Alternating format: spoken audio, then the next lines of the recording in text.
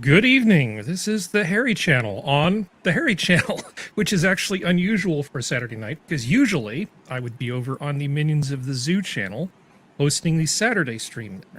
Unfortunately, they got their second community guidelines strike and we can't stream there anymore. So I've invited all of my normal panel from there over to here. Now, I don't have a lot of subscribers. I've got about 50, many of which have no idea who or what the Minions of the Zoo are or who any of these people are. So as I go around, I would like you to introduce yourself and say just a little bit about yourself, whatever you feel comfortable sharing, just so people know what the faces and boxes all sort of line up as. PooTube is actually Geodes. Thank you for that. Yeah. No. Hi, I'm Geodes. I basically handle a lot of the note keeping for our Saturday shows, and I'll probably have that sent over to Harry so he can post that once we're done with the stream, so it'll be easy to navigate and the probably roughly 2 hours that will be going, and hopefully make that easy for all of you. Mm-hmm. And you're our youngest member. I am the youngest of the group here. Our very own pool boy. Okay. Oh, pool boy. And then there's DrFunctional. That's me. Introduce yourself, sir. How to sum it up as best I can, I'm an asshole. Leave the degenerate parts of it out. No, but you're Canadian. So we get to blame you for things, right? Well Wow, done. the First derision swear of in the your night, voice. Functional. Yeah, right? You're a Canadian. Yeah. I do a lot of various hopping around on other people's channels, so I don't have to deal with the bureaucracy of the YouTubes. And mostly, talk about and know about Canadian politics and dabbling in a little bit of American and global politics, and have a lot of strong opinions, and I tend to get out of control. And that's why I go on other people's channel like Harry, so he can keep me on the reins. Yeah, you used to be a lot of things. You used to be a liberal. You used to be in the food industry. You were in the hospitality industry. The problem is you're still the same guy, but the rest of the world has gone so far left that welcome to the center, my friend. Yeah, I mean, like I'm a big fan of John Locke's style of theory of government. You know, the treatise on government and all that really struck me at a young age, and I was like, yeah, I like freedom. Who doesn't like freedom? Who doesn't like freedom? And that's so far removed from the political classes of modern day that it's kind of like, where is my home? Yes. And our second Canadian of the night is Sora Luna. Hi, I'm the better one. You're on the better coast. I'm on the better coast. I'm Sora Luna.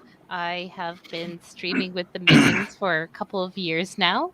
Usually it's the tag along, and now the last good year and a bit with Harry on Saturdays. And I'm here to enjoy learning about very interesting things and making comments about current hellscapes we're living in. And the thing you should know about Sora is she's much more evil than she sounds. Sometimes. Just sometimes. Which is why she's got like that evil rabbit avatar thing. And SkepTock is our most senior member. Say something about yourself, Skep. I was going to introduce myself as the 6th youngest member of this panel. Yes. And I'm just old. I don't really know very much about anything, but I like to keep up with the youngsters. Yeah, you're not very good at modesty, Skep. You actually know a lot about a lot of things. And this is part of why I really like this group, because by design it's actually really diverse, like in ways that matter.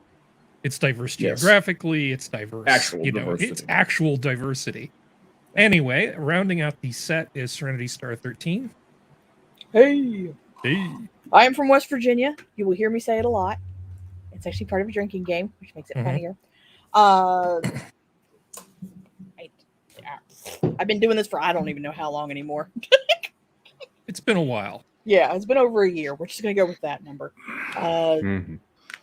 And I do art, and and you'll hear me try not to cuss tonight.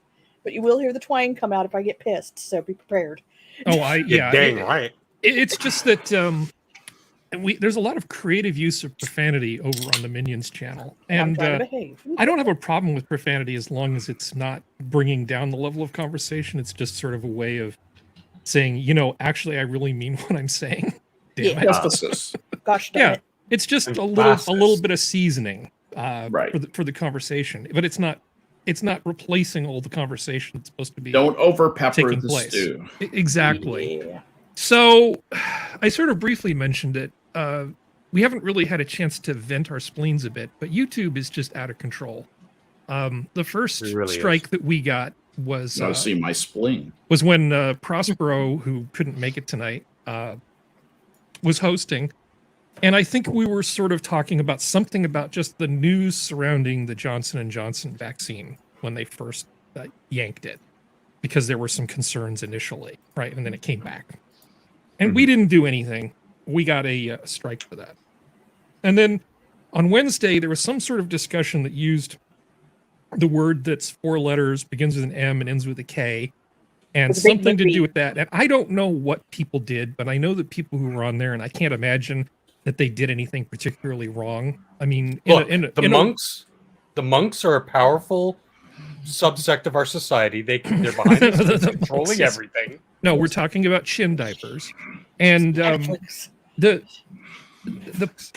point being that I find there are so many charlatans out there selling snake oil, like MMS, which is magic mineral solution. So there's people making children drink bleach to cure autism in Africa. There are people like that are scum. Now they spread medical misinformation, but we're not doing that. But YouTube is so messed up. Why are you going with chin diaper instead of face Kotex like I suggested? Well, I didn't see that suggestion. That's an excellent alternative. Yeah, exactly. Face Kotex. Yeah. So here we are over on my channel, where most of the people who are in the Minions, I mean, it's a good community. It's about 600 or so subscribers strong, and most of them don't know we're here. So For guess- God's sake, post the link. So yeah, so if you can, please let somebody know. At some point, hopefully, if we don't say anything we shouldn't, this will show up as an archive, a delayed recording over on that other channel. But for now, here we are. And if you're new to all of this, I hope you enjoy it. Because actually, we've been doing this for a while. I like to think we're kind of good at it by now, and we got a good rhythm going. So even if you don't like part of the show, it's going to just change because it's kind of constantly moving. And on that note, let's get moving.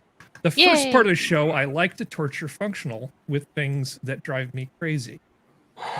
And by extension, drive me crazy. And it's so usually we've something lately- I'm very passionate This about. is just a little something before we get into the actual important stuff here. Kirby's cravings again. So Kirby, who I've said some not very kind things about, has come up with this 3-ingredient, no-bake banana oatmeal cookies, no flour, eggs, sugar, or oil. Harry's gonna hunt someone down and kill him. There are They no, look kind of nice. they do. They're no-bake banana oatmeal cookies as an Okay. easy snack. They don't require any baking. Blah blah blah Okay. blah blah. They only take 10 minutes to make and store well, All because right. even bugs know not to eat them. They look like normal no-bake cookies. It's just I would normal eat this. It no-bake. sounds good. normally It's have just chocolate in peanut them. butter, banana puree, and uncooked oats. Now, I would change peanut butter to almond butter, Mhm. and that's it. That sounds delicious. And you'd still be wrong. No, I'm You can put whatever you want in a bowl and eat it with a spoon, but this is not. that is This it. is not a cookie. That's a cookie. There's no cooking. It doesn't matter. It's a cookie. It's like practically an energy bar. I mean, Yeah. it's It's That's like what you the want little kids to beginnings- have. All right, it's a no bake round. Yeah. That's beginnings better. of a cookie. no bake round. Bake round. Well, It's all I an have to do oat is bite. read the first ingredient, and I'm out. That's it. That's all I Yeah, know. I'm not a fan. This is like something I'd use to catch Nigel. Yes, Or for those of other you who butters. don't know about the Minions, there was several months where I had a rat that just Oh. refused to die. It was in my Glorious. garage, and it got ratapulted out of these electric rat traps a few Live? times. Yeah. Live on Yeah. air, we got to When he watch was a this thing. celebrity rat. Yeah, he was a we named celebrity him. Rat. We named Yeah. him. Kind of And an honorary minion. sort of. eventually he got killed, but it took a while. It was quite the adventure. Now, for catching rats, this would be a great thing. I think peanut butter, banana, and quick oats. This is like, I mean, all kidding aside, this would be almost the perfect rat bait for an electric rat trap. The banana would put them off because of the oil in the banana. I'm not so sure. I wouldn't even feed it to Nigel. Yeah, but they love peanut But, butter and the oats. Peanut butter and the oats, man, they would go for that in a second. They would. I just leave out the banana. That's all. So while I was looking for this, I actually found this thing here. Believe it or not, Arby's Vegetables new that look like vegetables Yes. look like vegetables, but are actually meat. It's Take that, basically the vegans. anti-impossible burger. Take that. Fuck you. Sorry. what Wait, a time okay. to be alive. What? Wait, what? I missed the story. I didn't. What see you're the what you're story. looking at is an Arby's new vegetables. Looks like vegetables, but are actually meat. Nearly That's every not good restaurant meat. is jumping aboard the plant-based food trend, Yeah. except for Arby's. That is, the usual casual sandwich shop is heading in an different direction with their Yeah, latest the merit. unveiling, the merit. Instead of turning plants into meat, Arby's is turning meat into vegetables. And their first creation, a turkey-based carrot called the Merit, is currently in development. Oh, good. According to the heavens. company, the vegetable has the same vitamins as a raw carrot and the same look of a carrot, but it's not a raw carrot. It also Oh, touts God. 30 grams It- more protein and contains 70% of of your recommended vitamin A. Nice. Uses 100% turkey breast and rolls it up. Delicious. With a It's like a cheese meatball. with a cheesecloth and plastic wrap, you're able to wrap it into the rounded cone shape that you get with carrots. Brand executive chef Neville Craw. Okay. It's then smothered in dried carrot juice powder, aka where the nutrients and color comes from, and roasted for an hour. That sounds really good. That Actually, a makes lot it of the good. vitamin A may come from the turkey. Mm-hmm. But still, it doesn't look bad. It sounds like something I'd actually eat, and it's a nice middle finger to the vegans who keep trying to make everything that's plant based look like regular normal food. It does seem Mhm. only fair that if they're going to take Yeah. all the meat based things and make them out of plants, why we can't start making plants? And that out still of looks meat? more appetizing. And a maple glaze on top. Oh, heck yeah. Mashed try potatoes it. on the side. I'd try this Perfecto. in a heartbeat compared to that damn cookie in air quotes. Yeah, that cookie's an energy bar. I'm sorry. That's basically trail mix. Don't lie to me. My cookies need Hey, to be hey, actually let people be have their cookies. trail mix. Hey, I like trail mix. Mm-hmm.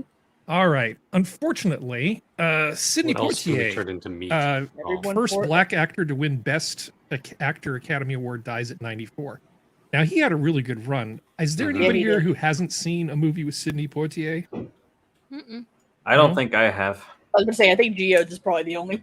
Well, the first movie I saw when I was a kid with him was, I think, To Sir with Love, Mhm. which is Yeah, baby. one of those, like, he was a black teacher in a kind of rough inner city school with a bunch of white kids, mostly.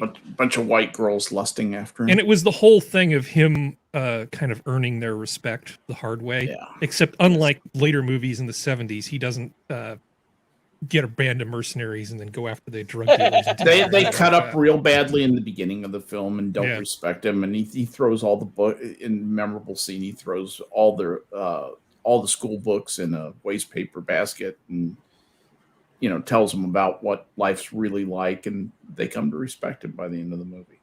But he's had an amazing career, and Yeah. I mean, Well, he won for Lilies of the Field, Hmm. but that wasn't what they were rewarding. It was the movie before that he kind of got robbed on. right. That they really gave him that for, because his performance at Lilies of the Field was fine, but it probably was not the best that year, really, truly. Yeah. But they, how the Academy Awards are. Yeah. Anyway, Well, he's a hell of a Yeah. good actor. I would. he is encourage- amazing. Guess I would Who's Coming to encourage you. Dinner is a masterpiece. It is Yeah. an absolute Awesome. masterpiece. It is. Amazing That's movie. my favorite. Yeah. I just Just mentioned To Sir with Love because it was the first one I'd seen. Right. I'm trying to His remember. portrayal of anything, no matter what he's in, he is one of those S tier actors that, another one bites the dust. And yeah, I mean, he hasn't really been working in film for a while now, but the stuff that he did, you could revisit today and be like, wow. If you have not seen any of his films, I would highly, and you like film, I would highly suggest check out some of his work, especially, God, what was the one that came before Lilies in the Field again? Guess Who's Coming to Dinner? Guess Who's Coming to Dinner. Thank you. Yeah. Well, I would heartily recommend Paris Blues if you like music. Paris Blues is really good. Because Paul Newman, Joanne Woodward, Sidney Poitier, that's as good a cast as you're going to get. It's an outstandingly good movie. The music is amazing. Amazing personnel. So if you've never seen a Sidney Poitier movie, by all means, do yourself a favor and pick one that sounds good. May I add one thing to this also? Sure. There, you can go on YouTube and you can find the recording of him reading Plato. And it's real special. Okay. Yeah, and didn't he, in later life, end up becoming like the Bahamian ambassador or something? Yeah, he was the ambassador to the Bahamas. Yeah.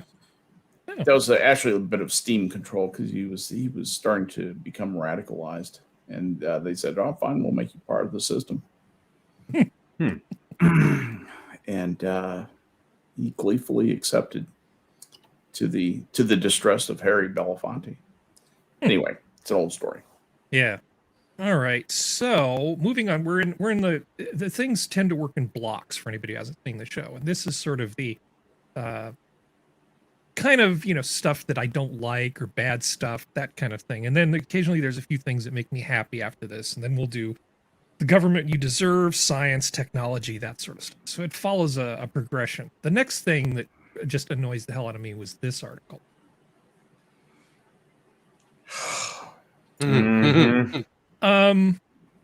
Would one of you care to take this for me, please? Sure, I guess. Yeah. So I actually found out about this through a video that Colin Noir did. And basically, in Chicago, this alderman that I think she's either is she actually running for re-election or first-time election? I don't remember. I think it's re-election because I feel like she's been around for a while from what I was able to find. Mm-hmm. But she's very anti-2A.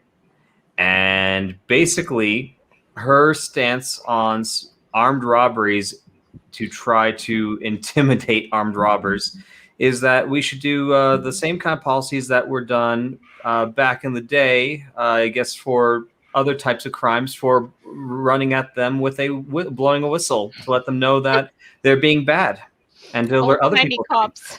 Yeah. It takes a village to have more whistles than the opponent has ammunition, I guess. Yeah.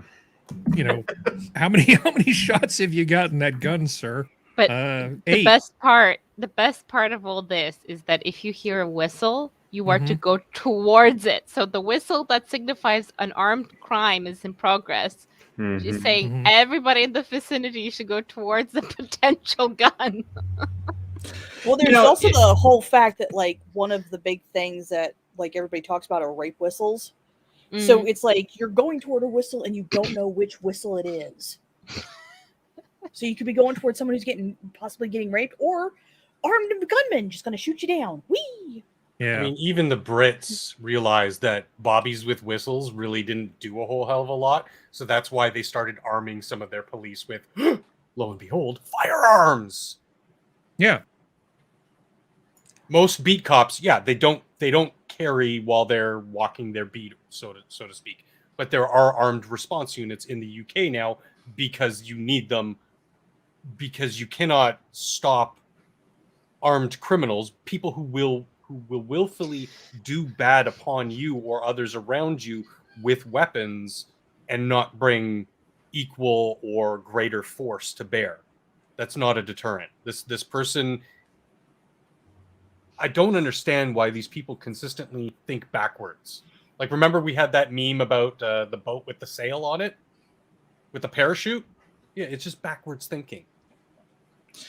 One thing I would say about this Michelle Smith, she's not stupid. I mean, she got her law degree from University of Chicago. That's a top-notch school. It's one of the best law schools in the world. And she's she's been a steady Eddie, kind of a plotter in the Democratic machine. I just looked through the stuff that she's worked on is very appropriate for an alderman, just exactly what I would expect a Democrat alderman to do. Going to the University of Chicago, that's down on the south side. The south side of Chicago it's just all bad. It's just a bad part of town. The entire south side of Chicago and west side of Chicago really is a bad part of town. And when I say bad, I mean you really can get shot. And she should know better than this. She can't be that far removed from reality where she actually thinks this is a good idea.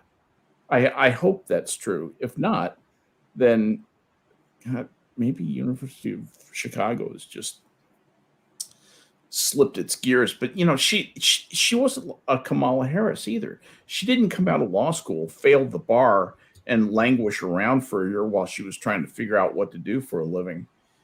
She got out, passed the bar immediately, and was clerking for a highly placed federal judge, a guy in the United States Court of Appeals, 7th Circuit. You clerk for those guys. That means you're really one of the better, maybe one of the best recent law graduates in the country. Those are plum jobs that just a few people get. Everything about her yells responsible and smart, except this. I just have to think this is just a goof. It does feel like it's one of those things where she's very well-meaning, especially with her background like that. And it's something where it sounds good in your small, in your boardroom, your little cloister of people. Like, what's a good way to get everyone involved in the safety of a city? Well, anyone has access to a 50-cent whistle from the dollar store. What a great way to get people involved in community safety. And in real life, it's... She just doesn't think it through. No. And, she also might have spent, 30 seconds or a minute thinking about it, making the utterance and thinking she had moved on.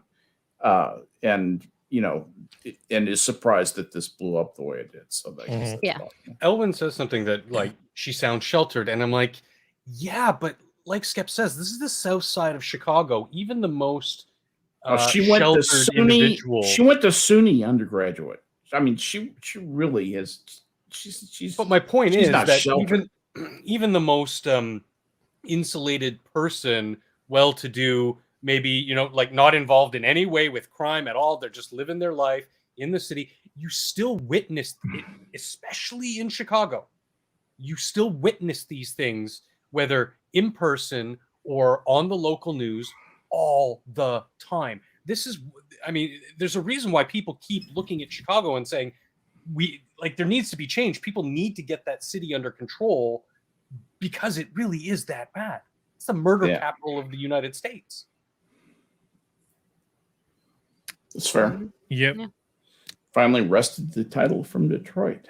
Did you hear functional black on black crime doesn't exist? You say that jokingly, but that's why the murder statistics are muddled, is because gang violence doesn't count towards murder tallies on the FBI reporting annual. Mm-hmm. So, but black on black crime doesn't exist. We have to Jesse. When you look at the raw numbers, there's a lot, and we're talking, we're talking, gangbangers, thugs, those types of, but we're also seeing plenty of kids. And again, that's one thing I keep harping on, is that kids should and are the only protected class. They should be, when something goes awry in the area of children, we need to be there fast and foremost to be there to help the children. A whistle is not going to help. I might throw elder abuse in there as well. But I think everybody knows what you're trying to say. Real quick, one thing I think I may add to the links here, Harry, and we don't have to bring this site up, but I may add the website that I found a while back for Chicago crime statistics. Go ahead and put it in the chat. Yeah, I'll do that right now. So, yeah, for anybody who right. wants to know. I'm going to do this. I'm going to do this out of order here. Let's skip that. And I agree with you, Jack. I don't think at all it is well-meaning, because well-meaning, in my mind, would be, teach gun safety and teach people how to respect and use weapons, and not instill that fear of, "Ooh, guns are bad. Let's get rid of the guns." Well, moving on to San Francisco, one of my favorite cities to say bad things about, because talk about taking one of the greatest cities in the world and just turning it into shit. This hurts shit me hole. so much. Literal and A figuratively. ship hole. Ship. Yes, hole. yes. It really is. It's a port city, so it's it hurts. Well, Willie Brown Well, the ships aren't coming in. Downtown used to be Brown.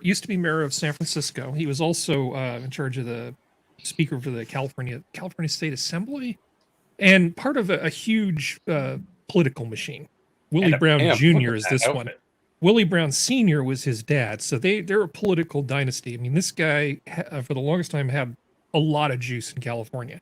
He was probably the most powerful political person in California. He was Speaker of the House. He was Speaker of the House. Sorry, Speaker of the House. He was the person that became Kamala Harris's boyfriend, benefactor, sugar daddy, whatever you want to call him, who helped launch her early career. Meat carrot. While he was married. While he was married, and managed to get her some really good jobs, and up until the point where she became district attorney in San Francisco. And it was Willie Brown, her benefactor, who did all this for him. So just to put Willie Brown in some kind of context, he's basically like, if you hear about Boss Tweed or Huey Long or the Daily Machine, his family, Huey Long and his dad are right there in terms of that for the history of books.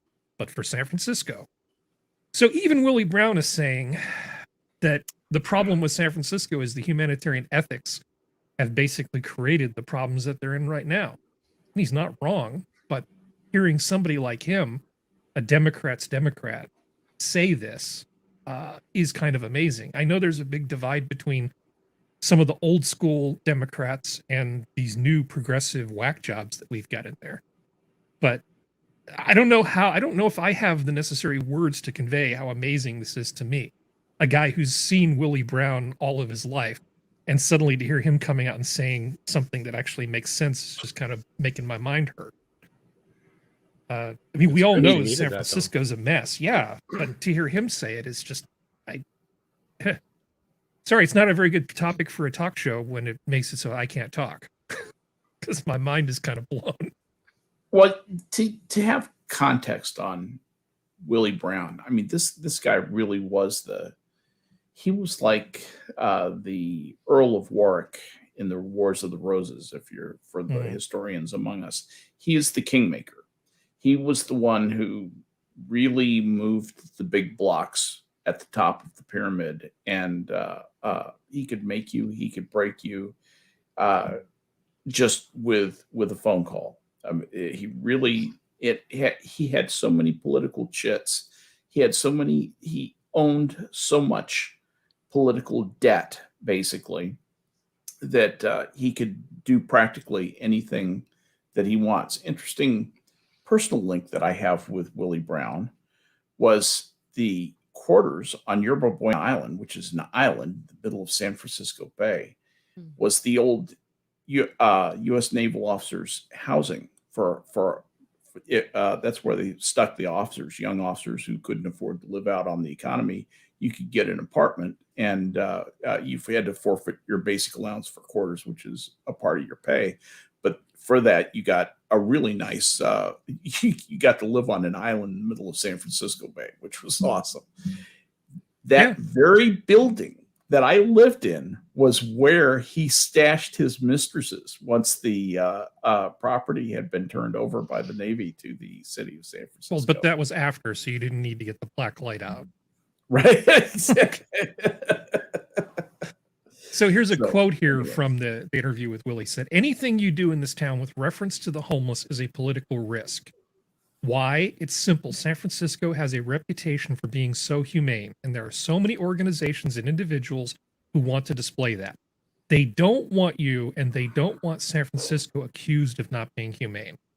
They would rather protect their virtue than live in a city that's worth living in. And that's pretty much where we are. And all I can do is just hope that saner people will eventually just say enough is enough. And I think we're kind of getting there with what I we've talked agree about with on you, Harry. previous shows. It's going to You know, happen. Even London Breed, the mayor of San Francisco, saying, no, this is enough. Enough of this. That hasn't got the district attorney, who refuses to prosecute most crime, recalled yet, but it's coming. It's coming. Anyway, The district attorney is a maniac. he is. Anyway. He's as bad as Gaston down in L.A. Yeah. You're going to say something, Sora? No, just scoffing at this whole thing. Ah, okay. It's as someone who's been, I mean, it was a very long time ago that I was there, but I loved it, and every year it gets worse and worse. It's just, I love that. You live in San Francisco North. It's not that bad. Knock on wood. Not that bad. Yet. No, I mean nothing isn't that bad. No, but to see We are what kind it of a was. little bit of a reflection of the United States and vice versa. Yeah. At times. Well, there's a lot of commonality West Coast port city. Yeah. between liberal British Columbia and liberal West Coast United States. There's more than a little bit of overlap there. The only difference is we don't get snow at sea level. So, Yeah. yeah, and more is the pity. Anyway, on to the next thing. Let's see. And this actually kind of bugs me because a lot of times when we're talking about stuff, I'll be the one that has to tell my my real life liberal friends, because I'm in California, so of course all of my friends are very liberal and very progressive. Those are the only people here. And they'll be like, "Oh, punching Nazis is okay." I said, "No, it's not. Punching, unless they're actually going to be doing something terrible, unless you're defending somebody, you don't get to punch anybody. I don't care how reprehensible they are. It's not up to you to go around punching people." Mhm. And it seems to me that just the idea of violence for political reasons has been normalized progressively year after year after year. And I'm just completely against it. As kind of a hardcore pacifist, I don't want any part of it. Now, that isn't to say that if commies took over the country and tried to put their boot on our necks, I wouldn't do the right thing. But in Let me terms ask of you a like question. vigilante justice, I'm totally against it. I've got a question for you, Harry. Yes, sir. What does violence against government mean? Well, the government means Now, I know what the people- government is. the people I- who I- make up the government. I don't Right. want violence. I'm not talking about property crime necessarily. I'm asking. Here's my point. Okay. That this polls like this that use general terms like violence against the government, that can cover so many different situations. It just becomes a measure. The only useful measure I can see it possibly being is the measuring the people who are unhinged and angry at the government, because violence against the government could be throwing a park bench through a plate glass window, or it could be killing a politician. I mean, there's so many things that could constitute violence against the government. To ask if you're for violence against government is, asking you, are you for one of the things in this barrel of lots and lots of very different things that could be generally described as violence against the government? Mm-hmm. I just don't think the question's well defined. I don't think the answer tells us a lot, other than the fact that a high percentage of people are extremely disappointed in the way things are going. Oh, I think it's absolutely. left purposefully that vague and open, just so that it can be used as a tool for Yep. media, for people spouting, statistics or polls or whatever. that they can use it to their advantage. Well, I mean, Yeah. we also have to remember that this is like every other poll that's done. This is only from the actual sampling from Center for Democracy and Civic Engagement. It's 1,101 adults. Supposedly, the sample was drawn through a Merispeak panel. So this is like, I understand the reason why the polling's done that way. It's supposed to be the percentage of Americans, stuff like that. But we don't really, because they don't give specifics on who all they asked. Yeah, they didn't give specifics on who they asked. Oh, wait, no, here it is. Of the makeup, it's 30 Democrat, 26 Republican, 33 Independent, 10 other. And that's just the ones that would tell them. Yeah. So it's obviously the polling, the fact that the polling is leaning a little bit heavy Democrat, not a lot. 4 is not a lot, but we're going to go that maybe more than that.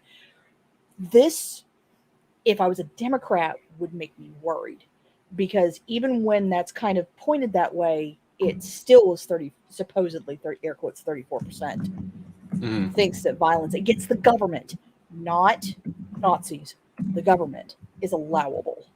Well, let me ask you a question. I'm not leaving this study aside for a moment. Is there anybody here who doesn't agree with my hypothesis that, or I guess my thesis, that political violence is being normalized over time, and the acceptance of political violence is much greater than it was, say, 10 or 20 years ago?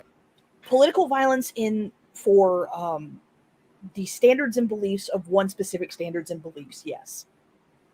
Yeah, because we're not talking about outliers, because there's always a Hinckley or somebody like that out there. Yeah. That's not what I'm talking about. I'm talking about the casual acceptance of people just deciding I can use violence to express my political position. But the thing is also that, as Skep was talking about the definition of violence, that has changed too as well over time, where a tweet is now a violent action. That's true. That's so true. If you include something like that with it, then sure. If you're enacting violence from the right side, like Serenity's mentioning. Yeah, so that's basically a wolf whistle is just the same as a sexual assault.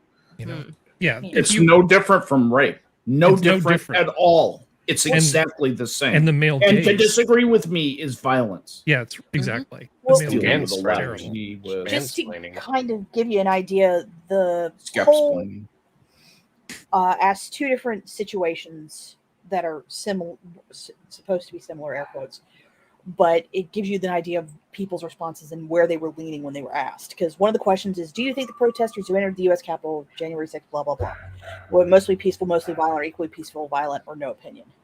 19 said mostly peaceful, 54 said mostly violent, and then 27 said equally peaceful and violent, and 1 said no opinion. You compared that to the George Floyd protests, and it asked the same question. It said mostly peaceful, 43%, mostly violent, 43%, both equally, 13, no opinion, 1. So Let's take a look. I'm sorry, go ahead. Well, I mean, it just gives you an idea of the leaning of the people that were polled, kind of thing, and what media is consumed. Well, while you're talking, Serenity, Jack has made the comment, America was founded on political violence. Thanks for stealing my thunder, Jack. Now, kind of, sort of, kind of not. Kind of, sort of, but what has happened after the revolution? We had 200 plus years of not political violence, except for the big war, the War of 1812. Okay, the war intermixed between ourselves of the Civil War. Yeah, but in terms of like the citizens just sort of being violent, that's more the outlier thing. It's something like the Klan, right? Yeah. The Klan murders. That's not the norm, right? I mean, No, things that's an have outlier. obviously sort of evolved, but the idea that we're in a constant state of revolution against the government, no, we're not. The government evolves, society evolves. And now, correct me if I'm wrong, with the revolution in 1812, well, we're not going to go into 1812 because I don't know enough, so I'm not going to speak to that. But the American Revolution, we said, we don't want you anymore because give us representation even though you're taxing us.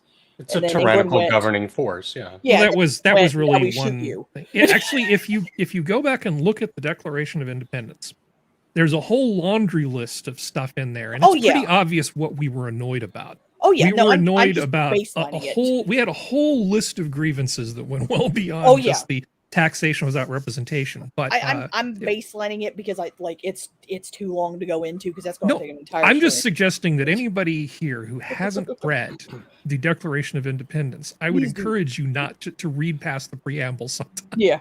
Because it's pretty darn interesting. It's almost like Hammurabi's Code.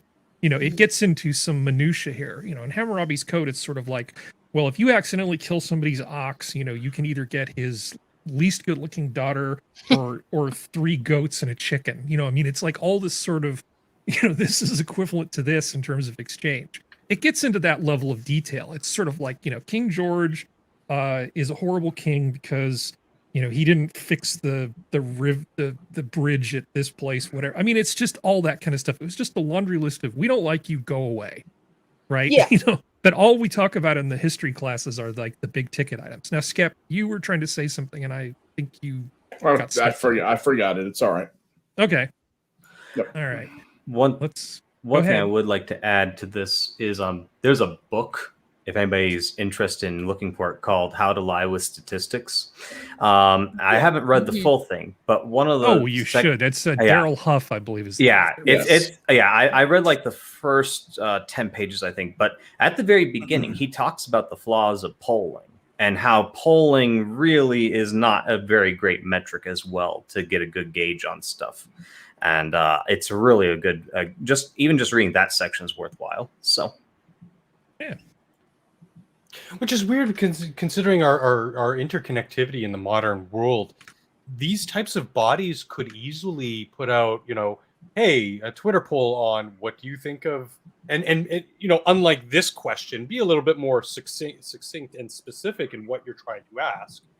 Not just, are you against violence, kind of like vagalities, but get some real-time data from people. Yeah, sure. Only like what 5% of the United States population is on Twitter. Whatever. You can still put out, do a small, you know, use some of the funds that you would allocate for this type of polling. Do an online media campaign to advertise. Hey, go to vote now at gc.gov, blah blah blah, and tell us what you think. You know, like sort of get people involved without getting them too involved. Like, how hard would it be to go to the website? Be like, hey, do you know, take 2 minutes, answer these 5 simple questions, boom, done. And I think that's how that Niagara tugboat got named Bodie McBoatface, though. The problem is the internet has its own sort of inaccuracy and distortion in it. Of course. Of course. There's actually 2 stories coming up next, which I think are really interesting. Again, living in California, it can be pretty rough. You know, like I know a lot of really smart, decent people that are just way, way, way on the progressive bandwagon at this point. So we've got these 2 stories. One is this thing with Patton Oswalt and Chappelle. And rather than take them in sequence, I'm going to just sort of mention what they both are. Let's do this one first and then come back to the Chappelle thing. This was a thing in Slate from their Dear Prudence advice column. And this makes me sick. This is disgusting. Help, my nephew was at the January 6th rally. Do we have to see him at family events? We really don't want to be around him anymore. Second, she Sure. phrases it interestingly. She uses the term rally, not some of the other more pejorative leaning. I just thought that was interesting. Says right there who attended the January 6th rally last year. Yeah, so the article reads as follows. My partner and I, of course, are anticipating an issue we don't know how to deal with. We have a nephew, Don, who is around 27, who attended the January 6th rally last year. I don't know whether he went inside the Capitol building or not, but he did make ominous statements on a video call the day before about having important work to do on January 6th. The issue is how to handle future family get-togethers, particularly around Christmas. I no longer feel comfortable being near Don. And while I don't want to pressure my partner, I also worry for her safety if she attends these events without me, with Don present. We touched on this issue with my in-laws, partner's parents, on Christmas, and they just glossed over it as Don was being misled by another family member. We don't know what to do. Please advise. We can't hide behind COVID forever. Wait, did he actually go to the rally?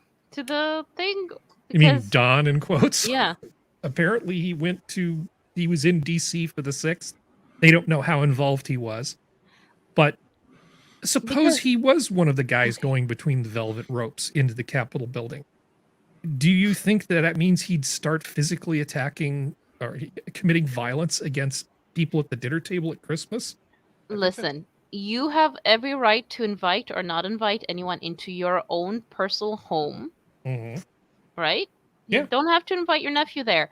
But if he is openly invited by his grandparents, your parents, or your brother, sister, whoever his parents are, or any other member of the family who have either think he's an idiot but have no problem with that, or agree with him and have no problem with him being there, then your choice is as follows. You either go to those events or cut yourself off from your family.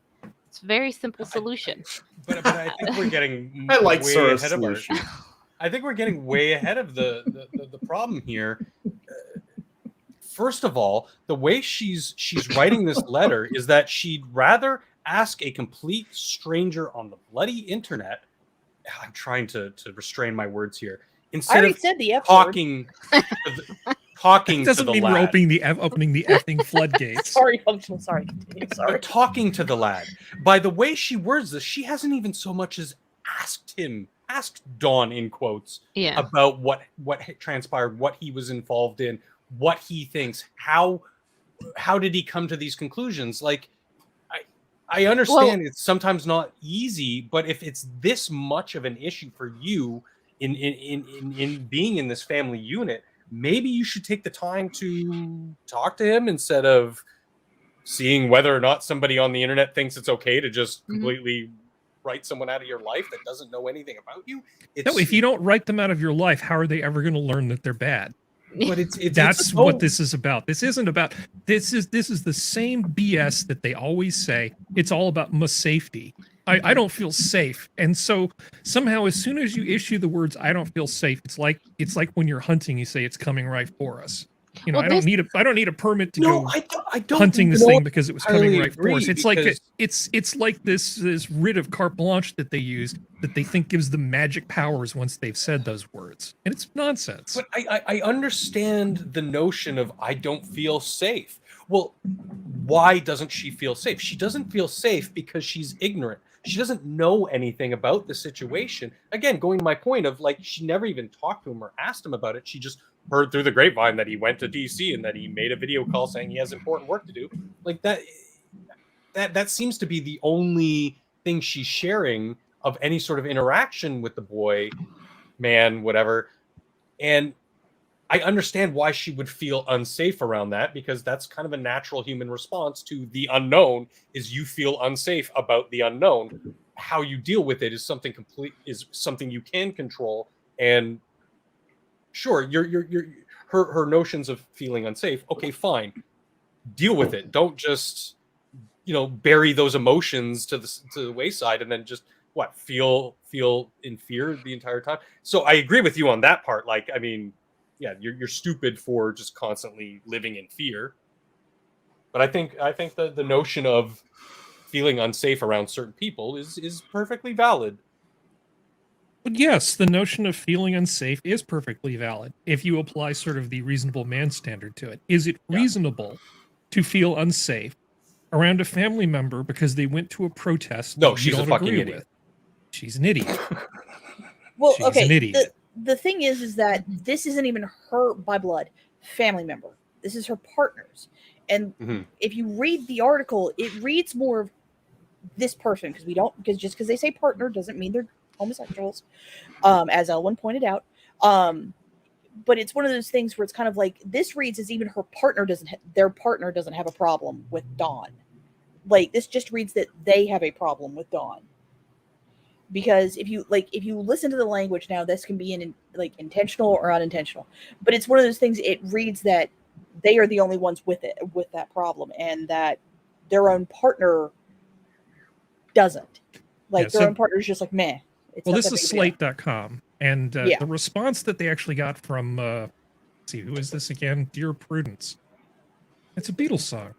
Yeah. I don't know. I don't know if we have it I don't know if having attended the rally makes Don likely to commit an act of violence at the dinner table.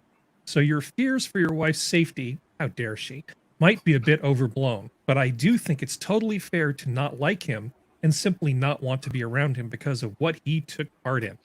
You can decide that you won't enjoy events where he's present and pass on them, but let your partner make her own decisions. Which is Yeah. actually a pretty fair answer, I think. It's closer to fair than I would have expected. Yeah. Like Yeah. that was like, if you don't feel safe, you don't have to go. If your partner feels safe, shut up and let him go. So going back to the Patton Oswalt thing, so we can see what this looks like played out sort of on the big screen. There's this piece in TMZ, Patton Oswalt, sorry for the Chappelle New York Eve pick, but hear me out a bit.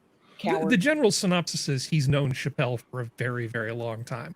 Oh yeah. They're friends, they've come up together, and this is Patton Oswalt just spewing sophistry about how he's not going to give in to his friend, even though they fundamentally disagree on transgender issues. And there's some sort of outrage apparently from the mob saying that Patton should just zero tolerance for people who say bad things. You should get rid of your friend of multiple decades. Like I said, I have to get along with my friends. I just sort of start from a position of, I know you think what you're doing is right, however, and then we just agree to disagree about stuff. I think you can have friends who don't agree with you, and that it's good to interact with them, to make sure that your head's screwed on straight and that you really understand the things you believe and vice versa with them. There's a way to do it. But the mob doesn't understand that. They just want Patton to teach Chappelle a lesson by unfriending him. Stupid. Go ahead, Sora. This whole thing of you cannot be friends with them anymore is coming straight out of the run for the election between Trump and Hillary, because that was around the time where everybody went into mass hysteria. Pardon me. I guess the beginning of TDS, where people were like on Facebook saying, publicly shaming friends and family members and saying, I never want to see you again. And it devolved from there. And that's the first time I've seen where people were doing this. And this is exactly the same thing, where it's just like, okay, why aren't you canceling this person? They did they have a view that the vocal, I don't know if you call it minority or whatever, didn't like. So now you have to go and destroy decades-long relationship. Yeah, and to summarize, I think all Chappelle basically said was, you can live your way the way you want, life the way you want. I have friends who live their lives these way, and I'm fine with it. Biology is still a thing at the end of the day. That was pretty much it, right? I mean, did I miss something here?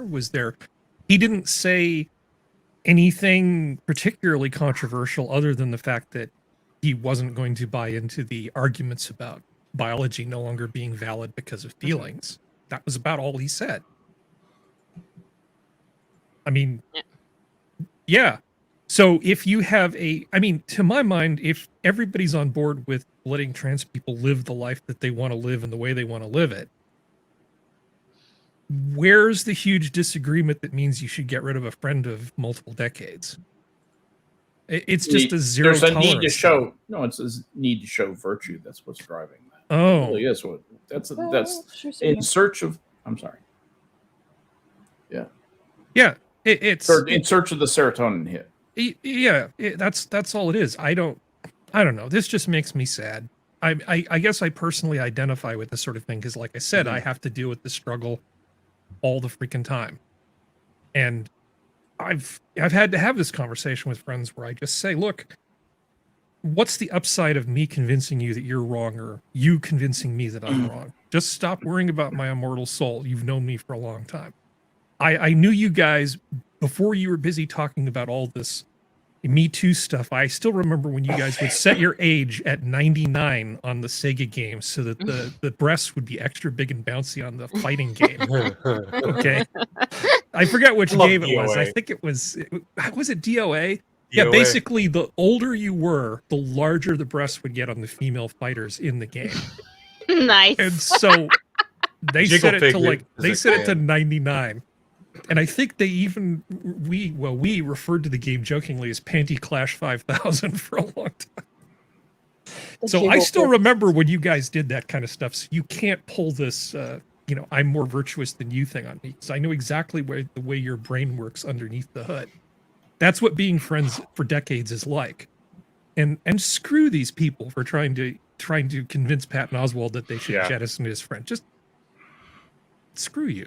Seriously. Because Do better. Anyway, Be a better person. Humanity has gone so long with friends and family that we don't entirely agree with, 100% on things.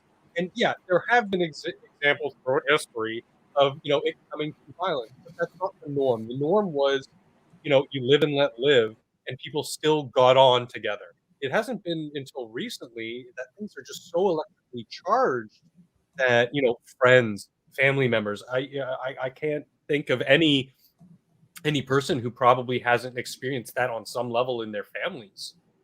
Whether you have a large family or a small family or what have you, that there is some level of that friction that has maybe not boiled over, but has gotten worse as this social movement has been, spreading. okay. Cancer. Well, let me move this, keeps things moving here. I found this YouTube short, and it's not often that you get things kind of like a capsule summary of things quite like this. Take a look at this. And it makes a big difference to tell the American people the truth about what our options are in ending this war. If tomorrow the order goes out from I'm President of the United States, I issue an order, end the war today, begin to withdraw all American troops. It will take a year to get the American troops out. Where'd this guy That's go? the truth. It will take a year to get them physically out. Now, if you leave all the equipment behind, you might be able to do it in 7 months. And you leave those billions of dollars of weapons behind, I promise they're going to be used against your grandchild and mine someday. Okay. Come on, man. Come on, It man. just absolutely takes your breath away, doesn't it? Yeah, doesn't it? Is he so far gone that he doesn't remember the things that he used to say that actually made sense every now and then? I mean, either that or he was already gone at that point, and he just was repeating what he was taught to say. I'm not Depends really on which one's sadder. Yeah, I'm not really sure there's much we need to say about this. I'll just sort of present that and move right along. Go ahead, Geodes. I actually do think there is one thing. I do think that we maybe pass off a little, and I've been thinking about this a little bit, especially after watching a stream recently on Unsafe Space. I think we've been passing off a little too much of Biden's behavior on the fact that he is getting old and senile. Okay, I like where you're going with this. Yeah, I think that the more we kind of construct this narrative, the more, even though like it is in a way kind of trying to explain how bad things are getting, I think in some ways we're also giving him an out. And at this point, I don't think we should be. I think that's a bad idea at this point. I really think we ought to just be driving the point home that, he's always been very hypocritical. He's always not necessarily been the best in terms of what he does. There's footage going back, I think, when he was trying to speak with one of the members of one of our 9 Supreme Justices, and basically just doing this whole spiel of like, I know that you know that I know what I'm talking about, and it's ridiculous. So I'm kind of at the point where I'm kind of getting tired of giving this man excuses. I really am. It wasn't an excuse as much as an explanation, but you're right. It is almost it's like when people talk about pharmaceuticals, just saying, well, I'm right because these people make money, therefore I'm right. That doesn't mean that it isn't true. It's just kind of a lazy argument if you can't back up with more than that. Yeah. And we have seen evidence of his mental malfunction. I mean, what was it? He called his wife I mean, I forget all of the things that he's done. But his I'm the one failures losing are it. legion. I mean, Yeah. so many things they kind of blend together. Just in almost every extended communication, he has one serious verbal or cognitive or both flub that Mhm. clearly indicates that this guy is he's certainly giving the position everything that he has. The problem is that what he has isn't anywhere near adequate to the demands of the job. Yeah. He really is. He's almost becoming as nasty and awful a person, and he is a nasty, awful person. I've followed this guy for years. Mhm. He, as nasty and awful as he is, he's almost becoming a figure of sympathy, which I hate, but that's happening because he's just been so used by the people who he thought, oh, they're going to put me in the White House, and dude, you're the product. Yeah. And I think that's the big thing to try and avoid, though, is to make him a figure of sympathy, because that's frankly, even with his current predicament, and I wouldn't wish that on anybody, but it's what he does, what he's done, and what he is continuing to do is completely unacceptable. So, Okay, resolved. No sympathy for Biden. Okay. Ron DeSantis has decided to up the ante on people. I don't know if this particular strategy is going to work. DeSantis targeting contractors facilitating Biden's reckless border policies. Now, this is from conservativebrief.com, so you can kind of see where the leanings of this article are. But But we is it take the NewsGuard sources. certified? Yeah, we take these sources where we can find them. Florida Governor Ron DeSantis is taking a different tactic in dealing with the Biden administration's continuing to deposit illegal aliens in his state without permission and without notifying state authorities. Yeah, according to what I've heard, they just sort of wake up and it's like, oh, there's a whole bunch of people here and they need everything. Yeah. In short, DeSantis is set to target entities that are helping Biden's Department of Homeland Security facilitate the transfers.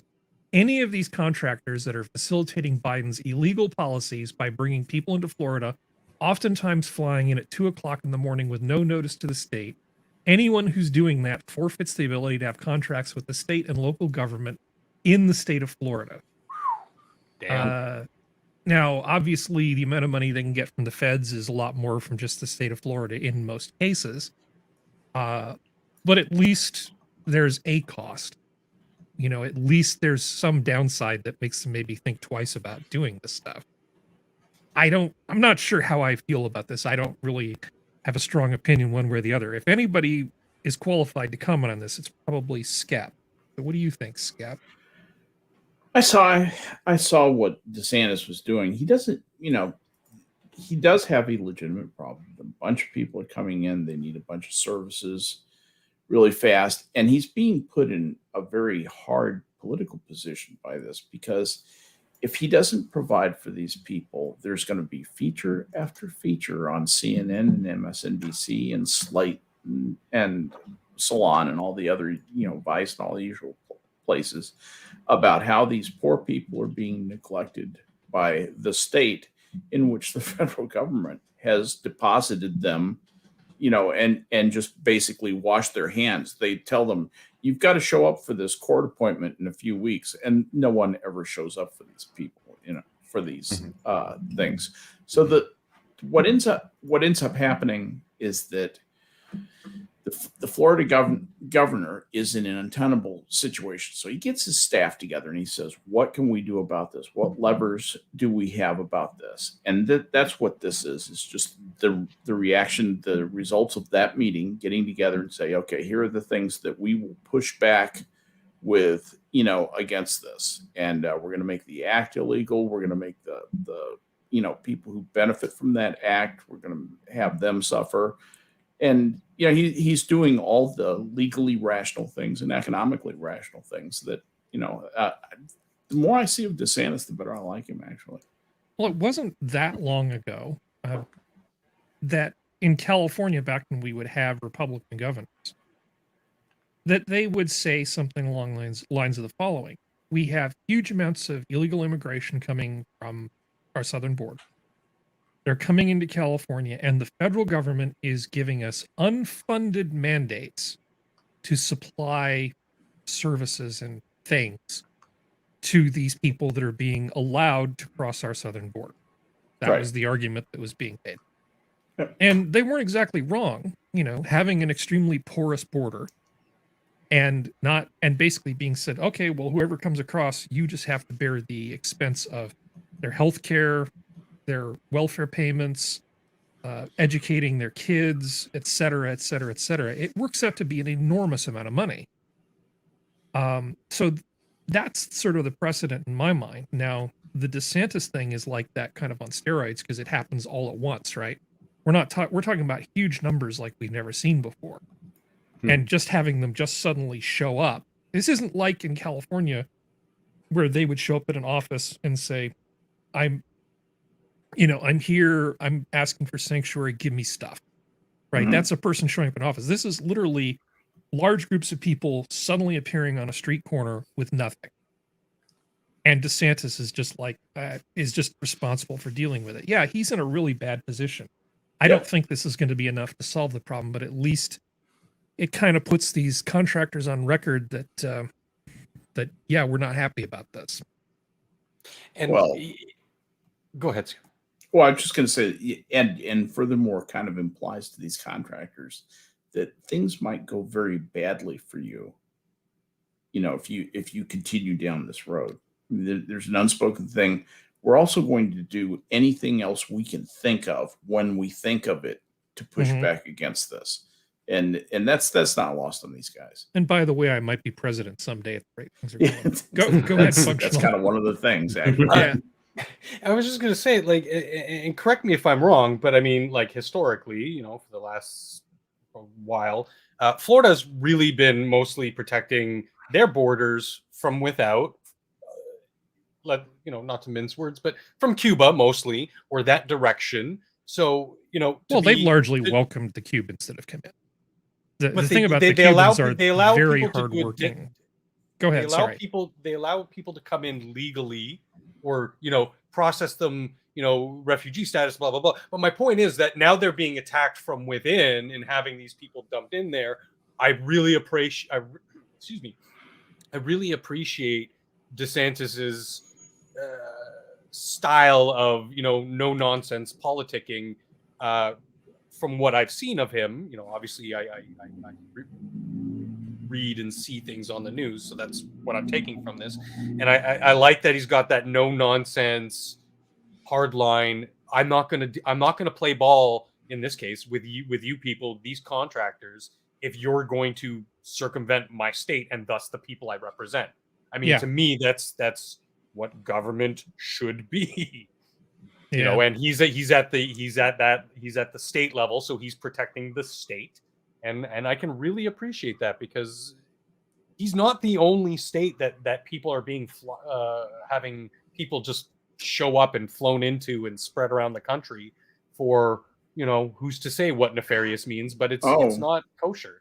You just kind of keyed a thought in my mind, Functional. The other thing is that there are other governors who are similarly affected, and they are watching what DeSantis does and watching what the federal government does back. Texas, Arizona, California, well, not California so much, but Arizona and Texas and New Mexico, if they were smart, which they're not, would be keeping an eye on what DeSantis does. Even the states that don't have a physical border with Mexico, they're still getting hit with these people. Louisiana and Mississippi are getting tons and tons of Haitians going to Mississippi. I mean, they're putting thousands. It affects us up here in Canada too. Not yet, not as much, and not nearly as much. Obviously, not. You're gonna get you'll be getting more. It's there. It's real. It's there. Well, of course, you have a much smaller population too, so your ability less to dense city centers. Yeah, exactly. Yeah, it's a your lot your harder. ability to absorb millions of refugees is a lot Well, we less don't. than It's ours. not millions. It's a couple hundred each year that Right. walk. I'm in just pointing through out you the have United plenty of States border. space, but you do not have the resources to take in millions of people. per Yeah, year. yeah. But I'm just saying the spread is much farther reaching than I think a lot of people even realize. Sure, the biggest concentrations are going to be in those southern states, and Well, then moving up. Put those Haitians up in Yellowknife. It's a nice place. They're going to need can a lot hunt of seal. vitamin D capsules. I was going to say that I can attest that the New Mexico government is not that smart. So, All right, I'm But going to move us honestly, on. with those southern states that are so close to another country that isn't as buddy as, let's say, United States and Canada are, you need strong leadership in those states because that affects everything. To paraphrase the Domino Indigo Girls, when God made me a New Mexican, He was only teasing. you gotta know the Indigo Girls to get that joke. But for those of you who do enjoy, It's been a while since I thought about the Indigo Girls. Yeah, really. Let's see. the song is Southland in the Springtime. I'll leave it to the interested students. Okay. So I'm going to skip this January 6th Memorial Democrat thing because it's just too stupid and I don't want to. Yes, good for you. Let's go straight ahead to this. Biden signs $137 million deal with German pharmaceutical company for COVID test strip factory that will take 3 years to build and will start producing 83.3 million tests a month in late 2024 at the good. earliest. There's so much. So if wrong this with it. isn't proof that they don't want caffeine to end, I don't know what is. Yeah, well, remember what word Omnicorp we're using. Omnicorp is or Or CP. Omnicron, as I like to call it, is probably. I mean, as long as we stick to facts, I don't really care what words we use. But if we want to put this up on the Minions channel, we have to be careful. If you look at the stuff that Dr. John Campbell's been talking about, people who get Omicron get 16 times the immunity after they've been exposed. So, of course, you get Omicron, it protects you against future infection from Omicron. But it also gives you a lot of protection against Delta. If you look at the titers that people have, it gives you a lot of protection against Delta. There are people who hope, I'm not saying this is what's happening. Again, I'm just a layperson with an opinion. There are people who hope that Omicron is going to do a very good job of raising the overall antibody response globally, and that we may see an end to this at some point. That's what I'm hoping will happen. I'm not stating anything that can be used against me by Susan and her cohorts.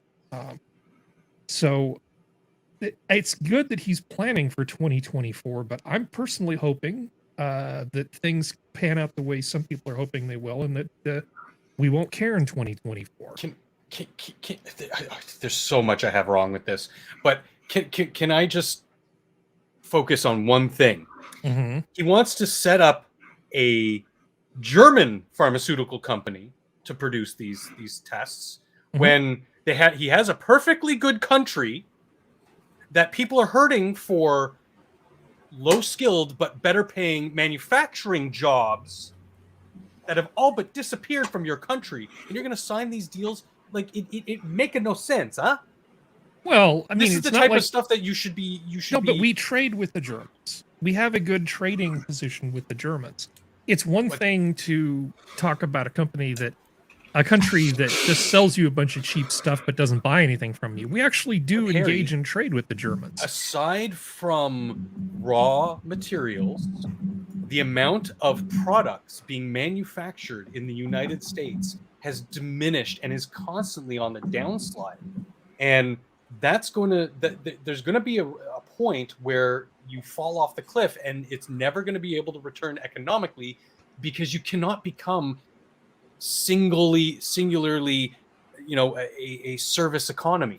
It's not going to work. Oh, I've never believed become in just the service economy. But I mean, this is where we're going. These are the types of things that, any good politician worth his salt, who cares about the country, who cares about their own people and economy, would want to do here. Can I just interject one? Hold on. Now, keep in mind that the topic that just got broached we could spend days and days and days talking about economics. So be on I your just- best behavior and give me the really, really short version of what you're about to say, Skep. Okay. We have about a $70 billion trade deficit with Germany. Hiring them to do this is good for us macroeconomically. End of statement. We get some of our dollars back, basically. Exactly. Yeah.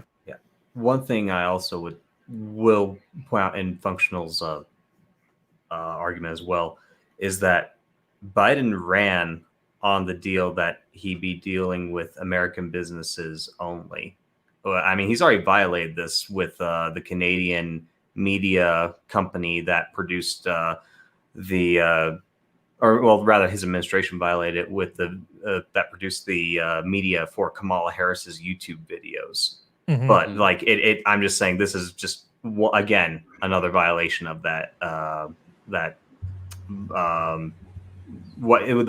what he ran on for his platform. So sorry, I'm just amusing myself with a joke. Just go to use ahead. a colloquialism like this, to me, I see this as teach a man to fish. Because I'm not saying don't trade, don't do business, don't try to work on your debt, these kinds of things, but investing in long-term financial solutions is, to me, just on my personal level, is just always a better choice. Well, Not always, but mostly a better choice. the thing is that you also have to look at this from the other standpoint of not just because I agree with Scap. If it takes care of part of our debt, I'm willing to let some contracts go out of the country. Where would they build this other than in red states who will look at them and go, we don't need your tests, fuck off. No, we'll put it in the we'll put it right next to the new fabs that are being built in the Southwest. There are things that are being built in the United States, and let's leave the whole discussion of comparative advantage and monetary theory out of this from. Yeah, but The thing that's interesting to me about this story is none of the things we've been talking about. What I find the fact that they interesting think it's going to go on for is another that 3 years. when the Orange Man was president and he was faced with a particular challenge, it was like, find me somebody who understands logistics and let's get this problem taken care of. Let's get people building ventilators. Let's do all this stuff that needs to be done, right? And he moved at warp speed, literally and figuratively, I guess. Yes, in terms of Operation Warp Speed. And the whole time you heard Biden and his cronies going, oh, they're moving too fast, and it's the Trump vaccine, and I'd never take this. And you look at vaccine hesitancy and where it came from. I don't know, maybe you should look in the mirror, Joe. Maybe that's part of where it came from. You and Harris both saying the things you said before it became the Biden vaccine. Now, I think if Trump was still president, he would laugh his butt off over something like this because this is clearly an insufficient response far too late. Yep. He would, but Biden likes bureaucracy. He likes putting out the RFP and requests for proposals, and he likes getting the bids, and he likes the whole process of this stuff taking place. I mean, this contract should have been in place 12 months ago. This is ridiculous. There's no reason why it should take this long. But in the Biden world, this is appropriate because this is how adults running a government do things, as opposed to Trump, who will just say, yeah, I'm a builder, Well, I'm just going to get this done. Go more to the free market than Biden would. Like, I can guarantee you, if you look up Millipore Sigma, they're probably governmental contractors, mostly.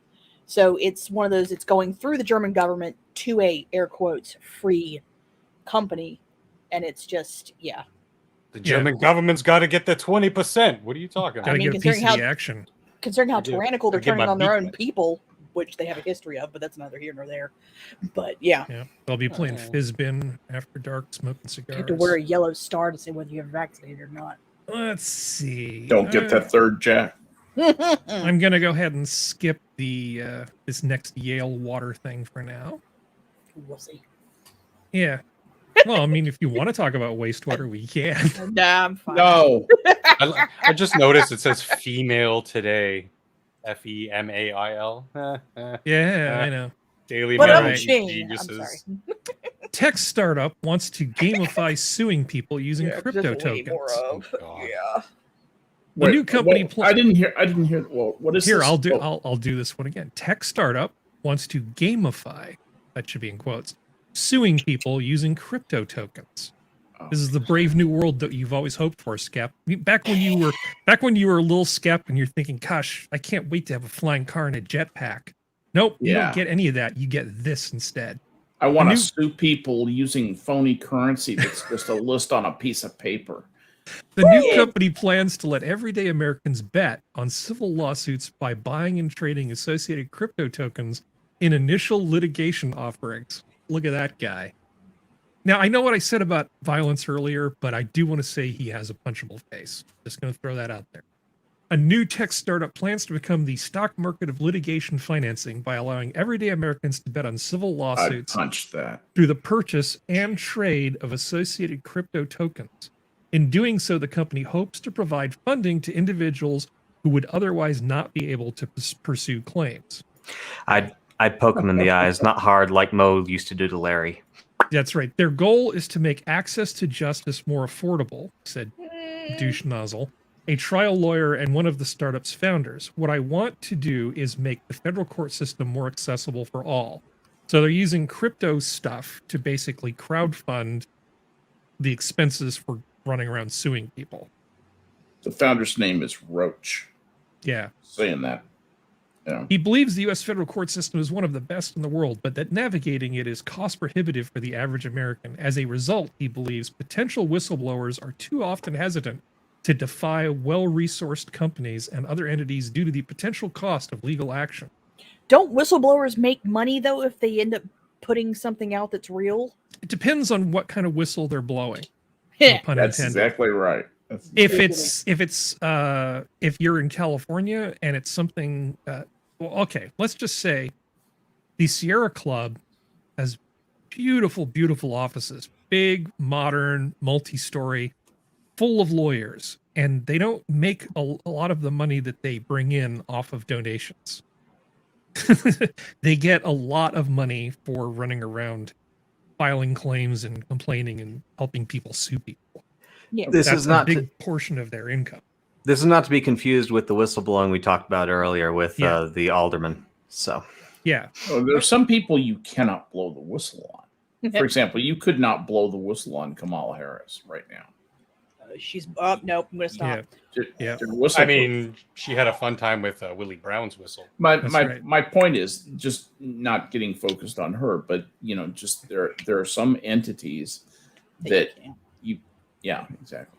Yeah, no, it's like I could have sworn I thought there was because I remember hearing if you whistleblow on tax issues, you make part of the money that they owe or something like that, or a percentage. It was something. This was years ago though, because I remember there was some type of whistleblower that you made money if you reported something. It ended up being true. A bunch of disability stuff, environmental stuff. There are a lot of whistleblowing things where you can actually make money. So here's what it says. The way it works is a little like crypto-infused and lawsuit-focused GoFundMe. If the crowd stood to profit from their investment, the company takes advantage of a rule created through former President Barack Obama's Jobs Act, which allowed a private company to crowdfund up to $5 million from Americans, regardless of their wealth. Using the Avalanche blockchain, Douchebag will allow all investors, regardless of accreditation status, to purchase tokens associated with a specific case and then hold or trade them on the open market. Whoever owns the token at the time of settlement or verdict then cashes in. Goodness. Yeah, it's a brave new world because when I think, what is it that we don't have enough of? It's litigation. Yeah, and we should definitely have more litigation. We need more. Yeah, we need more litigation. Lots more lawyers. Yeah, lots more lawyers. Actual lawyers, not Kamala Harris lawyers. All right. Anybody else want to comment on this? Because it's just on the face of it, obviously terrible. No, I already want to kill myself. Hurry. Okay. I'm sorry. I don't have a palate cleanser for you tonight. Damn it. Oh, wait. Can we watch one of the old ones? Well, we could. Let me see. I want to watch the guy on the ice again. Well, actually, we I get love the little copies. kid. We got a copyright claim on both of the times I showed that. Oh, Oh, man. you did? Oh, I I'm so did. sorry. Oh, okay. Well, never I did mind. it on one of your streams too, so I'm No, sorry for it's you. all right. It's- No worries. Okay, here we go. Yay! Yeah, little boy. I love him and I feel sorry for him at the same time. Come on, play. No, it's not gonna play, Aw. Harry. It froze. Harry broke it. Froze. Let's You see. broke Can we it, watch Howie. this one? You books it. Oh, that was also fun. Yeah, Yeah!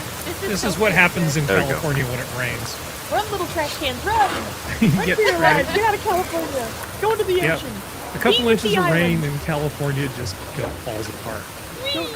Go be with the island, the plastic island in the middle of the ocean. See, Go! Do you notice how the green one is just looking around, scouting to make sure no one Yeah. attacks them?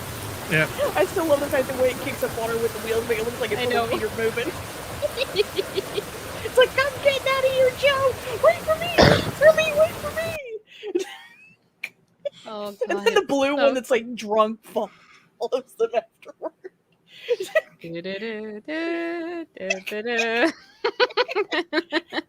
Boulders. Wait Coming on, for Joe. it. Wait. Where's the little for drunk it. blue one? Where's the drunk recycling bin? It's Going, coming wait for soon. me! Coming soon. Coming soon. Wait for me! Captain, wait for me! Yep. Can't leave me behind! All right. Enough of this jocularity. Wait. No, Oh, you have to you have to wait for the blue one. You have to let There there it it is!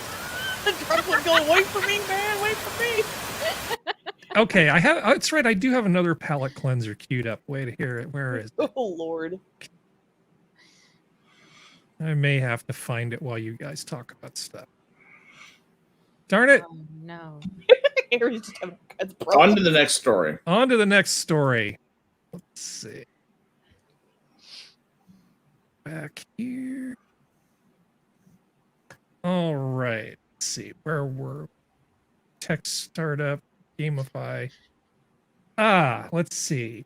Actually, this is something that maybe you and Functional can talk a little bit about. I can't remember who was it that mentioned this. The video game industry is That closer was to Gio That was unionization. and me. Functional. That was Gio Okay, Yeah. and describe Functional. this terrible thing for me. So, basically, what's going on is there's a push both within and outside some of the gaming industry to start trying to create unions for some of these gaming companies like Blizzard, as well as a few others that have been in a bit of the spotlight for a while. There's a few thing they're targeting. The main complaint, I think, is I'm a due firm to believer. Oh, Go ahead. okay. The main thing would be employee wages as well as work hours. There is a really god awful work conditions in a lot of these companies in terms of how they calculate paying you when you're trying to work within a set time frame. Oftentimes they make you work overtime for not a whole lot of additional pay, and already on a very limited salary. There was a case I remember a couple of years ago where they laid off like 300 employees. I don't know, remember this was Blizzard or another company, and they gave the CEO like a $10 million bonus. That was in his contract, though. No, to get that was at his that time. contract. Yeah, So, but still, is yeah. I understand. But I understand the optics are not good, but that was in his contract that he Exactly, was supposed to get. but Otherwise, that- he could go after. that's the point. That's the point I'm getting at. Is that like that's one aspect of it as well. And yeah, again, there's a lot more business decisions as going behind the scenes. But the other thing too is with a lot of the stuff that's going on in terms of the allegations against the companies like Blizzard, for example, and they are just at this point allegations for the most part, as well as I think now you get pressure from like a state government like California.